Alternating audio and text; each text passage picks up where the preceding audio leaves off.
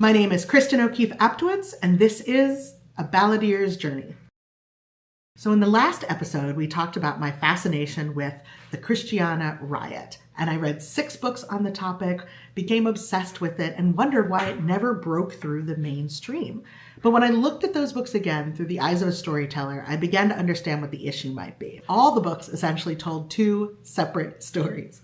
The first story is about William Parker, fugitive from slavery, architect of resistance, and the heart of the event that would become known as the Christiana riot.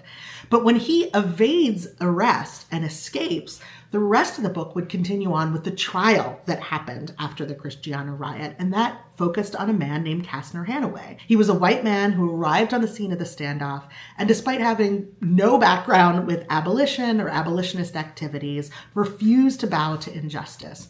And for that, he'd be arrested and put on trial for treason. Now, the trial itself is equally fascinating. Sitting senator for the prosecution, a sitting congressman for the defense, and a sitting Supreme Court justice as one of the judges, and has cameos with the likes of Lucretia Mott, who sat in the courtroom day in, day out, knitting. But that doesn't solve the fact that you follow one protagonist for one half of the book and a second protagonist for the second half. And I thought, well, is there a full story there that could have characters that involve both sides of this story? And that's when I realized there was one. And those characters are all in the Underground Railroad of Pennsylvania, and specifically the Philadelphia Underground Railroad, which I happen to know a lot about, having done research for a previous book idea in this area and falling in love with one segment of it specifically, and that is Philadelphia's Black elite.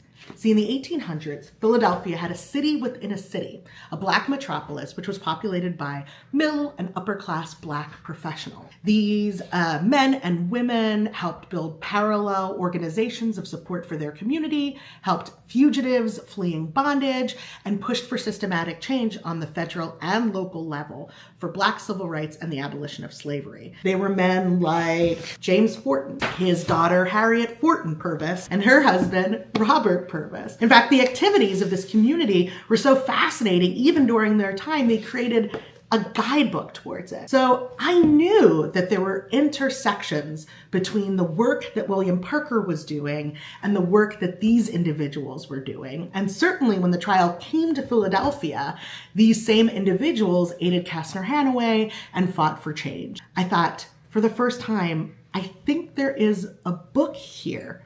But as any historian can tell you, there's only so much you can learn from books.